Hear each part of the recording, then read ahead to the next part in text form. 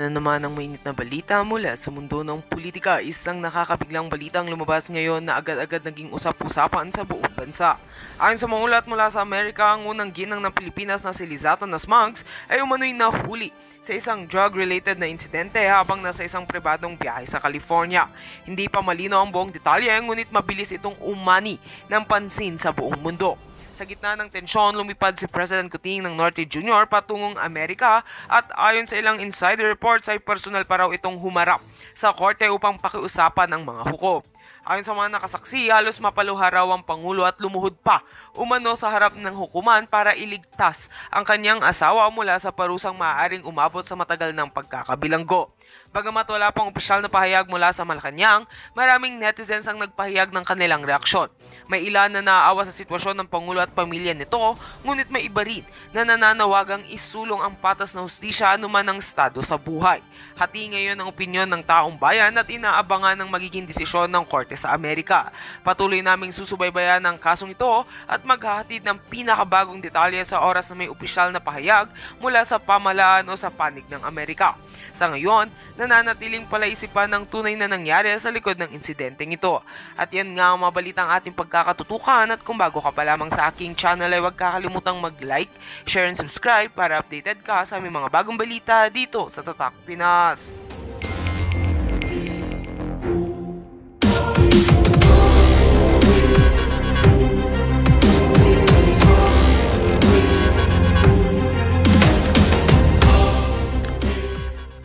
About that. Okay. Alam nyo, nung narinig ko yan, buti pinaalala nyo yan sa akin. Tignan ko nga, ano ba ang report dyan? Pastor Kibuloy. Tignan natin ha. Kibuloy. Heart Center. Legit ba yan? Parang legit yan, di ba? Popular now. Heart Center. Alam mo, nakakatakot yan. Nakakatakot yan, mga palangga. Oh, it's true. Detained, ito, Sunstar Cebu. Detained tele-evangelist Pastor Kibuloy was confined at the Philippine Heart Center after complaining of chest pain over the weekend. Okay, after 4 hours, the Philippine National Police provided photos during the transfer of Kingdom of Jesus Christ. Okay, Pastor Kibuloy. 2 hours, detained religious leader Apollo Kibuloy has been confined. Okay, let's talk about this. Naalala ninyo yung Picoy video ni JM Morales, ni Agent Morales, na hanggang ngayon doon sa PIDEA Leaks, na sinasabi doon sa video kay Morales na wag ka nang magsalita, Morales, wag ka nang mag-witness sa Senate. Magsabi ka lang kung anong gusto mo, babayaran ka and everything, kasi kung hindi ka susunod, pwede kang gurgor, pwede kang maaksidente o pwedeng bigla ka na lang magkaroon ng sakit sa puso. Kaya iyaan, hindi natin alam ang detalye, pero pwedeng mangyari yan kasi napaka-healthy ni Pastor Kibuloy. Unless kung may history siya sa ganyan sa kanyang heart, may heart problem siya. So pwede yung tubig niya, sinasaksakan ng pangpa-gurgur dahil narinig mo yan mismo doon sa video na yon na sinasabi, doon sa Picoy video na yon na ipinakita na inutusan ni Lisa Tanas si Kumar. Silang dalawa nakipagsabuatan based on that video na kailangan pumayag si Morales dahil kung hindi pwede siyang masagasaan or magurgur sa magbigla na lang matumba sa sakit na sa puso. So we're praying for Pastor Kibuloy na sana hindi siya magurgur dyan. Kasi hawak nga nila sa liig eh. Kaya diba, yung QOJC nung September 21 ng birthday ko, sa Liwasang Bonifacio, wala sila.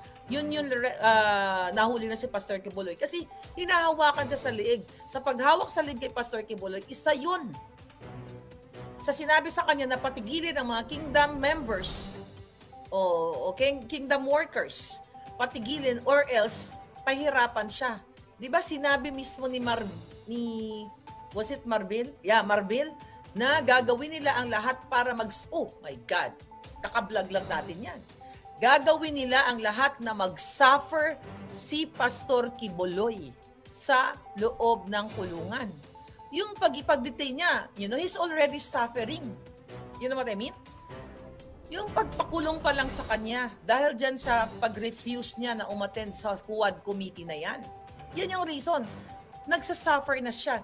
Pero bakit namutawi sa bibig ni Marbil na kapag they will make sure na mag-suffer si Pastor Kibuloy? Balikan nyo yung pinagsasabi natin noong nakaraan. Darjen Avila, thank you Palangga. So ito yung mga bangag Bongbong Marcos, thank you. 'Di ba? So ito yung yung mga sinasabi natin. Kauulat lang natin 'yan eh. I think wala pang isang linggo yan na sinabi ko, mga kababayan. So ano nangyari doon? So pwedeng dahan-dahan nilang ginugurgur si Pastor Kibuloy. That's number one na pwedeng ano to? Luma na to ah. Pwedeng mangyari yan mga kababayan. Okay, tingnan natin to ha. Okay, na-overwhelm. Yun, Kibuloy. Ito sabi ko, 8 days ago, Kibuloy siguradong pahihirapan sa kulungan. 8 days ago. Binlag natin yan dahil sinabi ni Marbil, ito na yun. Tignan natin kung ano ang reason kung siya ba ay may history ng heart problem. Kasi kung bigla-biglaan to kasi mukhang healthy si Pastor Kibuloy eh. Wala naman tayong narinig sa kanya in the past na siya ay nasugod sa ospital or may iniinda siyang heart problem. 'Di ba? So we'll see. Mga kababayan, let's pray and I hope you have to do your thing mga kababayan. You have to speak up. Wag na tayong umasa na matuloy pa yung mga AFP, PNP na yan. You have to do your part bilang Filipino. Napapanagutin itong mga bangag na ito. Kailan kayo mag-speak up pag kayo nasusunod na matsugi sa baha? Panglangga, it's better na mag-speak up kayo. Kaysa naman, aanurin na lang kayo bigla ng baha, katulad ng pamilya ng rescuer, tapos bibisita kunyari si Lisa Tanas, mag-iiyak-iyak, magko-crocodile tears sa buwaka ng ina, na nakatingin sa camera ang inayupak, talagang planado nila para i-capture. 'Di ba? Antayin niyo pa ba 'yon na maanod sa baha ang mga pamilya niyo o kayo mismo maanod sa baha? It's better na manindigan. It's better na mag-fight for what is right now. Lumabas sa kalsada, mag-speak up. Kaysa naman antayin pa natin, tuliin ko lahat yung mga talawan na men and women. O yung tuliin ko rin yung mga yung mga may term dyan eh. Genital parang mutilation something sa Africa may ginagawa yan eh. May nabasa ako dati na isang modelo na yung mga girl lalo tinutuli or sinicircumcise. Anong term dyan, mga palangga? Google natin para lang meron akong katahimikan. Okay.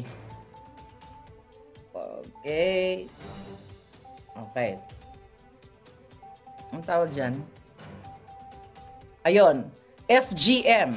Female Genital Gorgor. Yan. So yan ang gagawin ko sa inyo. Yan ang gagawin natin. Castration, sabi ni Sin.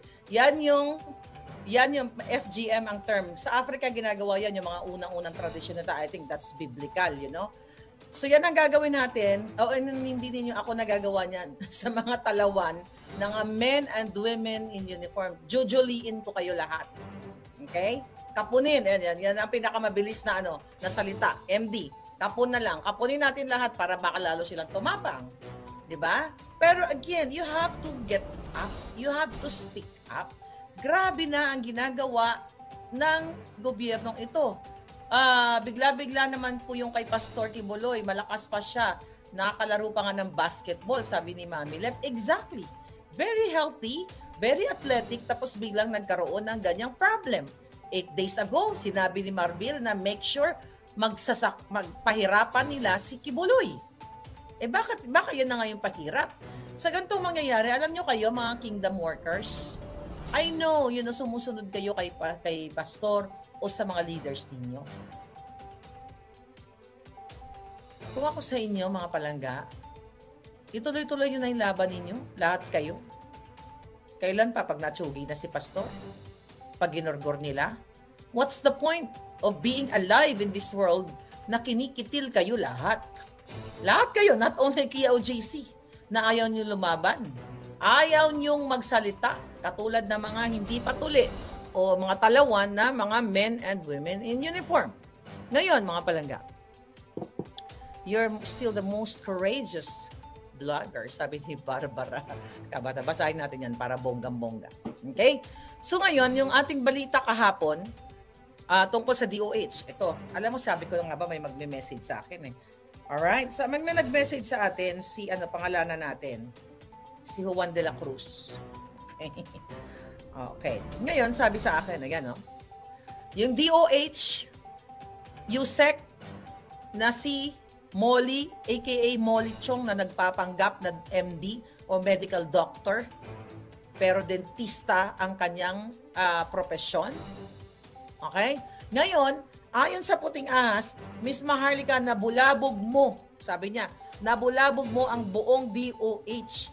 Actually, pati po si Ted Erbosa, kasabwat lang din po nila, pero mas powerful yang si Yusek Molly. Pero pare-pareho lang po sila. Akala ko kasi si Erbosa, medyo matino ng konti kahapon.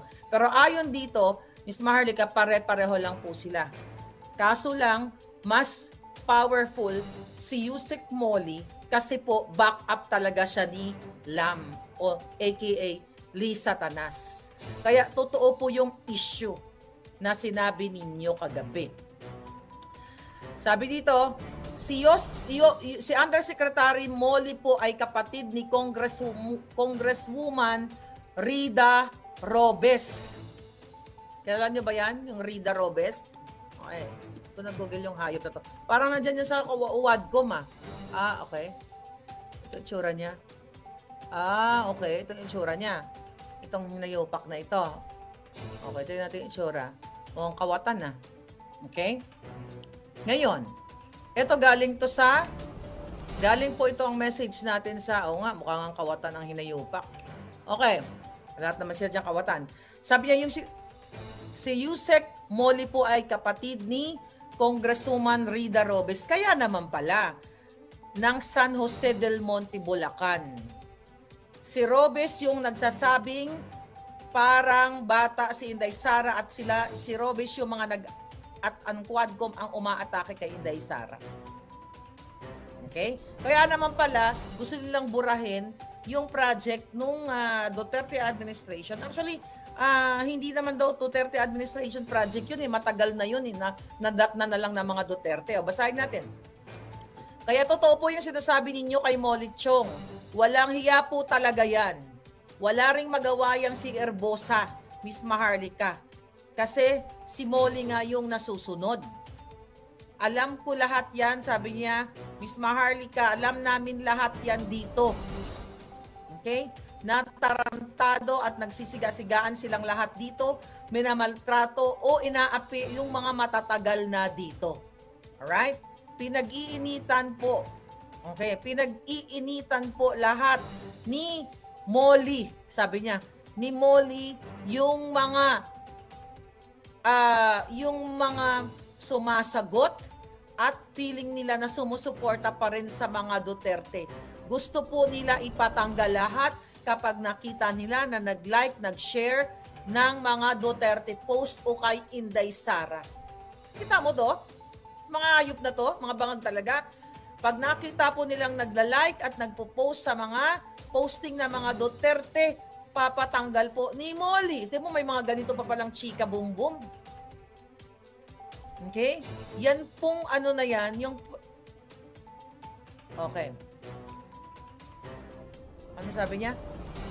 Yung iba pong, yung posisyon pong yan, medyo malabo sabi niya, yung posisyon pong yan, yung posisyon pinag-iinteresan nila. Alright? At ibinibigay nila, anong posisyon? Ibinibigay nila sa mga tao na pinapasok ni Lisa dito sa DOH. Sila po lahat ang may control sa lahat ng supplier. Sila niya nila Erbosa. Pero mas powerful si Molly kay Erbosa. Pero magkakasama po sila. Yung isa nga pong alalay ni Erbosa na parang bagman niya, siya po ang nagpapasok ng mga supplier. Ang pangalan po ng alalay ni Erbosa ay si Alan T. o Alan Tope. I don't know, hindi ko kilala. Yan po yung pangalan dito at kilalang kilala po yan dito sa DOH. Lagi po yan nakasunod kay Herbosa. I'm just relaying. Yung issue po sa mga direktor, okay, na pinatatanggal at tinatanggal nila at mga tinanggal nila, lahat po yun about sa Healthy Pilipinas. Totoo po yun. Yung Healthy Pilipinas po, hindi naman po talaga kay Pangulong Duterte yun. Naabutan na po yun ni Pangulong Duterte. Google nyo yan. Hindi po yan. Kasi kaya po minimaintain niya ng DOH. Kasi madali nga daw pong tandaan yung Healthy Pilipinas. Pero dahil ina-associate nila at sinasabi nilang proyekto ng Pangulong Duterte, kaya po nila tinatanggal yung mga direktor o yung mga tao dito na sinasabing naninindigan na yan ay hindi kay Duterte at dapat yan ay i-promote na ay ano na lang, ituloy na lang dahil may mga collaterals pa o may mga like Tumblr, may mga yung mga gamit na mga natitira doon na pwedeng ipamigay sa taong bayan. Okay? Okay. Sabi niya, hayop po talaga yung si Molly. Gusto niya ipatanggal yung Healthy Pilipinas. Kaya tama po yung informante ninyo. Kasi sabi niya, dahil trademark nga daw po yun ng previous administration. Dapat daw palitan yung Tumblr ng Bagong Pilipinas. Di ba ang kaputahan ng mga ito? Dapat ilagay dyan, Bagong Bangabangag. Kaya po, natutuwa po kami, Miss Maharlika, nung binoljak nyo sila. Imagine mo, Miss Maharlika, pinabubura dito sa amin. Naka-Tumblr na lang yan, buburahin pa namin. Yung time po na ikukonsumo namin dyan para i-erase yan. Hindi naman marirecognize na yun ng tao kung kaninong project yan. Ang taong bayan, dahil uhaw, gutom po, kahit ano na lang iaabot mo, magpapasalamat yan sila. They don't care about the logo, Healthy Pilipinas or whatever, Miss Maharlika. Meron nga po isang direktor, okay, na nagsabi, hindi naman yan trademark ng past administration. Sabi niya, dito daw ng director, as a whole, yan po yung idea ng DOH. Kasi nga po, madaling tandaan. Ayun, tinanggal po ni Molly. Tinanggal po nila. At sinabi daw ni Molly na, sige, ganito na lang. Kung hindi kaya ni Secretary Herbosa na sabihin sa inyo, okay, o natanggalin kayo dahil ayaw niyong sumunod at ayaw niyong palitan yung logo na yan, ako na lang ang magsasabi sa inyo. Kung hindi kayo susunod, tatanggalin ko kayo lahat. Kaya ko kayong tanggalin kahit may appointment kayo. Kung ayaw niyong magka-problema, sumunod kayo. Kita niyo, mga kababayan? Ito, random people. Kaya nga nananawagan ako, DOH. DOH, kayo po dyan, mas marami kayo, iilan lang sila. Imagine mo tatakutin. Sige, kung ayaw niyong makinig, ayaw niyo ako sundin. Kahit may mga appointment pa kayo o matagal na kayo dito, tatanggalin ko kayo. Sumunod kayo para wala kayong maging problema. My God, mga kababayan. Hindi po Bagong Pilipinas, kundi Bagong Bangag Pilipinas. Nakita nyo? Lahat ng ating mga in-expose dito, mga kababayan, ay like 8 days bago mag 8 days, inuulat natin. Then, now, nangyayari. Kasi nga, kung papansinin ninyo, ang nangyayari sa Pilipinas ngayon, imbis na umusbong, hindi ba dapat ang mababalitaan natin? Kung matino ang administrasyon na ito, nagkaroon ng, natapos na ang 1 million houses para sa mga indigent Filipinos. Nasaan yung 1 million houses? Wala kang makita. Dapat ngayon, mga OFW, nagbalikan na, nagbigay tayo ng 100,000 o 200,000 jobs. Di ba? Ang ating mga digital infrastructures, ang ating mga Wi-Fi and everything, lumakas na, ang ating mga school buildings, mayroon ng bagong nag-inaugurate na tayo sa ating bagong school buildings kasi tapos na after 2 years ni Bangag. Pero wala. Meron na tayong hospital sa Region 1, 2, 3. Okay? 4, 5, 6, 7, 8. Yan yung mga pinangako ni Bangag. Sana yun yung mga nababalitaan natin. Pero ano ba nababalitaan ninyo, mga hitad? Ang nababalitaan ninyo, yung huwadkom o tuwadkom. Ang nababalitaan ninyo about Duterte, Sara, panggigipit nila at pagkukontempt nila sa mga resource person. Lahat kinontempt na ng mga walang hiya. Imagine mo, lahat kinontempt na nila, halos wala nang natira, mga kababayan. Ngayon, ano nyo ngayon? 15 trillion ang utang ng Pilipinas. Pero ang pinagkakabalahan nila, si Inday Sara at si Pangulong Duterte. Alright? Kaya nga 'di ba sa press ko ni Inday, ano dito? Oh, ito kapapasok lang na balita. Sinagot ni Vice President Sara Duterte ang mensahe sa kanya ng amang si dating Pangulong Duterte na umalis na siya sa politika. Ang sabi daw ni Inday, darating tayo dyan. Matatandaan kamakailan lamang ay sinabi ni ex-President Duterte na mas mabuti umanong umalis na si Inday sa politika at mamuhay na lamang ng mapayapa. Sa isa namang press conference nitong Lunes, November 11, sinabi ni VP Sara na darating daw ang araw kung saan hindi na siya sasali sa politika. Ngunit, sinabi niya nga to, ngayon ay kailangan daw niyang sumagot sa 32 milyong Filipino na bumoto sa kanya noong 2022 elections. Darating din tayo dyan. Hindi na ako sasali sa politics. Ako man, gusto ko din.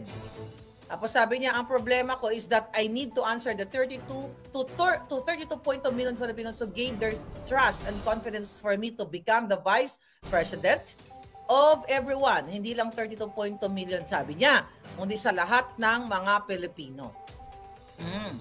Sabi ni Inday, buhay kasi natin, hindi natin alam kung ano ang mangyayari bukas. We can only plan. That is always God's purpose that shall prevail. So, plano lang tayo ng plano, pero magtitiwala rin tayo sa Diyos. That's true. Kasi ako, hindi ko naman pinlano na ang maging role ko pala sa buhay, tagabuga ng apoy sa mga bangag o tagamura sa mga buwakan ng inang yan. Kung pwede nga lang, tagalaglag sa bangin sa kanilang lahat. Mas gusto ko yun eh. Diba? Mas powerful yun, mga hitad. O, ano pa mga eksena ngayon dito? Grabe ang ginagawa nila ngayon. Oh. So, ang dami daw nagkakasakit ngayon. Ano to? Sa dami na nagkakasakit, ER sa ilang ospital sa Quezon City, puno na ng pasyente. Puno raw ng pasyente ang ER sa ilang ospital sa Quezon City dahil sa lumalagong bilang ng mga nagkakasakit. Ayan. Ngayon, East Avenue, ayan, yung East Avenue na yan, notorious yan. Maraming nagugurgur dyan mga palangga. Ito pala sinabi ni Escudero. Sabi ni Escudero pala, wala tong kwenta. Huwag natin basahin to. Wala na tong kwenta palangga. Kumusta na nga pala kayo dyan mga palangga? Bagyo pa rin. May mga rescue operation ba? Meron bang nakaantala ay nakaantabay na rescue ang gobyerno ni Bangag? O antayin na lang nilang malunod kayong lahat. Tapos magdrama-drama, magbigay ng tigdadalawang perasong yero, tagdadalawang perasong plywood, isang tali o isang tasa na pako, 'di ba? Tapos magdrama-drama si Satanas, mag-emote-emote si Bangag, 'di ba? Anin mo pa ang mga pako na 'yan. Anin mo pa ang damo kung patay na ang kabayo, patay na ang inyong mga kamag-anak. Diba? Kaya sinasabi ko sa inyo, kung kayo ay may paninindigan, kung kayo ay matutong lumaban, at katulad ng Espanya sa Spain, na sila ay binaha, ang namatay nga lang doon, nasa 80 lang katao wala pang 100. Pero nagtitipon-tipon sila sa gitna ng kalsada at pinaparating nila sa kanilang gobyernong may saltik din siguro o may bangag na hindi sila natutuwa diyan sa nangyayaring namatay o yung hindi magandang management sa pagbaha sa lugar nila. Tayo, anong ginagawa sa inyo? Inuutulan kayo ni Bangag. Bibigyan na kayo ng 2 kilong bigas. Diba? Kakamayan lang kayo at dapat magpasalamat pa daw kayo, sabi ni Villapuerte, na binisita kayo. Ganyan kayo look down, ganyan po kayo tratuhin ng Bangag na administrasyon na to. Kayo na ang namatayan, kayo na nawalan ng bahay, bigyan kayo ng 2 perasong yero, 2 kilong bigas, utang na loob mo pa sa kanila. Nakita niyo yung mga kahayupan nitong na to? Kahayupan ng gobyernong Bangag na ito, mga palangga. So ito yung sinasabi natin, kung aasa na lang kayo dahil kayo mabait, mga Pilipino mabait, ayaw niyong makialam sa mga welga-welga kasi mas uunahin niyo pa inyong mga trabaho. Naintindihan naman natin yan. Pero forever kayong magtatrabaho, forever kayong magpapakahirap, kung walang real change sa bayan natin. Kung kayo ay napapanmumunuan ng mga bangag, mga kababayan. Ang dami ngayon, may mga nakikita ako, ang krimen. Sa Cebu lang, may bumaba sa kotse, pinaril yung nasa tricycle. Hindi ko alam kung ano ang pinagmulan, bakit may ginurgur. May mga bata na palaboy-laboy, may sinaksak. Kung ano-ano na lang ang krimen, talagang palala na ng palala ang krimen na hindi ina-address ng gobyernong ito. Yung mga kidnapping, yung Amerikanong na-kidnap doon sa Mindanao, kumusta na? Wala pa rin tayong balita. Na-recover na ba yun? Buhay pa ba yun? O tegi na? Yung mga pamilya nyong kinidnap, nasaan na? Meron bang action ng gobyerno? Patuloy kayong ginaganito. Tapos you don't care about it? Oh my God. Tapos ang pinagkakabala ng UWAD ko, magpa-aresto dito sa mga tao dyan sa OVP, kay Inday Sara. Hinahanapan nila ng butas. Yung inayupak na yung 125 million na confidential fund na yan, na 2022 pa yan, at confidential fund nga yan eh. Ang gusto na i-itemize. Well, kung ako papayag ako na i-itemize lahat yan, i-itemize din ni Romualdez yung budget nila. I think that was last year. Kaya na-contempt si Lorraine Badoy at saka si Ka Eric doon sa 2 billion na travel expenses nila. Na ang ginastos lang nila doon is wala pang 1 billion. Nasa 300 lang yata yung ni-report nila na expenses. I-itemize yan kung bakit kayo nangihingi ng 2 billion travel expenses dyan sa opisina natin ng Balustos. Lahat kayo mga buwaka ng ina kayo sa WAD committee. Kung gusto nyo nang i-itemize, hindi lang dapat yung i-itemize yung kay Inday Sara. Pati sa inyo, i-itemize nyo sa bawat sentimo. Pero bakit si Sara lang ang gusto nilang i-itemize? Bakit yung mga buwaka ng inang NPA, WAD Committee, Paduano, yung mukhang rapist na pastor, di ba? Yung si Fernandez na Bold Star, bakit hindi i-itemize yan? Si Kimbo, ipa-itemize lahat ang suot na mga luxury nila. Saan galing? Tapos yung mga kawawang workers, yun nga sinabi ni Inday, na nagtatrabaho lamang sa OVP, gusto nilang ipakulong, gusto nilang ipa-aresto. Katulad nung yung isa dito na pumunta sa US, di ba? Na sinasabi ni Fernandez na hindi daw niya matatanggap ang reasoning nitong isang opisyal diyan sa OVP. Yung reasoning na kaya pumunta ng Amerika kasi aalagaan yung kanyang tiyahin ba yun or something like that. Bakit kanyo pangihimasukan yung issue nito, yung mga personal na dealing nitong mga officers na ito na hindi nyo pa naman napapatunayan na sila ay nagnakaw. Pero yung putang ay ng Castro nandyan, convicted felon, convicted. Dahil what? Ginamit ang mga kabataan no, nag-abduct. Diba? Nakipagsabwatan sa mga makakaliwang grupo, convicted. Bakit hindi yan? Bakit nandiyan pa yan? Pero itong mga inosente na hindi napatawa ng due process, basta lang i-trial by publicity ng mga hinayupak na yan dahil sa utos ni Lisa Marcos, sa utos ni Bangag, sa utos ni Paluslos, na dikdikin itong si Zulaika Lopez at yung iba pang mga kasamahan, di ba? Dahil inuutusan ng gobyerno para sirain si Inday Sara. Si Inday Sara kasi hindi nila mabuljak-buljak na mapabagsak-bagsak. Kaya ang gagamitin nila, yung mga taong inosente na under kay Inday, gagamitin nila para ma-demoralize o sabi nga ni Inday, yun nga kinasasakit ng kanyang loob na itong mga taong ito na wala namang kinalaman, di ba? Dahil lang sa gusto nilang targetin si Inday, ito yung mga pinaparusahan nila. Mga kababayan, ang sabi pa nga ni Inday kanina, natawa nga ako sa kanya. May nagtanong na reporter na, pupunta ba kayo sa hearing? Parang ganon. Sabi ni Inday kanina, sabi niya, depende kung gusto ko makipag-away. Pero hindi ngayon, baka parang next year na yata kasi they're busy right now preparing sa kanilang Christmas gift giving at kung ano-ano pang mga and their anniversary. Diba?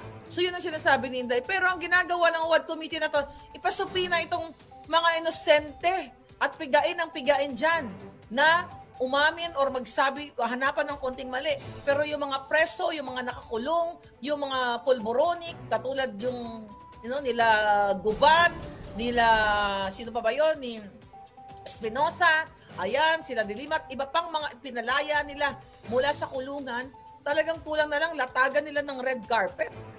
Ito ba yung ano ninyo? Yun ba yung titiisin nyo na lang, mga kababayan?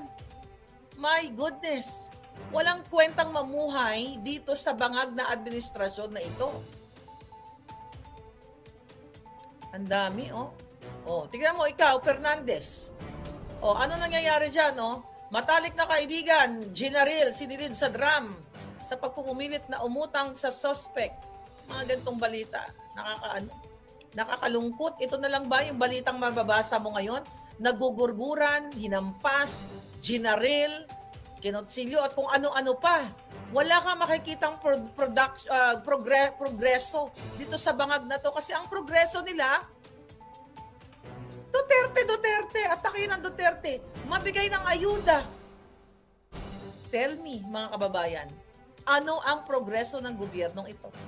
Ha? Ang progreso nila magnakaw sa DOH. Maghari-harian, pagtatanggalin ang mga direktor, ang mga kawawang mga workers dyan, nag-spend sila sa buong buhay nila, pinag-aglagaan nila yung karir na yan, may pumasok na mga bangag, ayaw lang sumunod dahil yung kanilang mga programa na it's been there for 20 years, 30 years, 10 years, or whatever, gustong baguhin at lagyan ng bagong Pilipinas, yung mukhang bagong, dapat bagong bangag. Dumamay ang mga Jodik, sabi ni Minda Diaz. Marami ang mga tumitira ng asin. Yung mga pulboronic lord tumakbo for mayor, sabi ni Chay. Exactly, mga kababayan.